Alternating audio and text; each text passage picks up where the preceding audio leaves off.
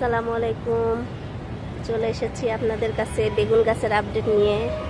এই যে আমি এই বেগুনটা বিচি করার জন্য রাখছিলাম, সেটা আজকে কেটে নেব। তো এটা বিচি হয়ে গেছে, একদম লাল হয়ে গেছে বেগুনটা পেকে।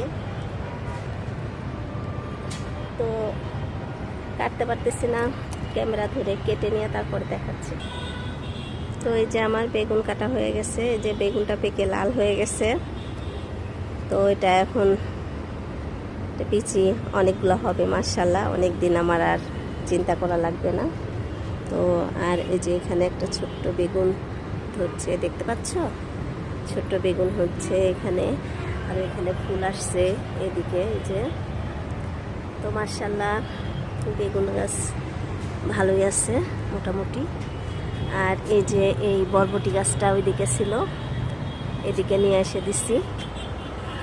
আর সিম গাছটা কোনো সিম ধরে নাই, তারপরেও ভালোই আছে দেখে আমি রেখে দিয়েছি। জানি না পরে এটা সিম টিম হবে কিনা, হলে হবে, না হলে নাই, কিছু বলার নাই।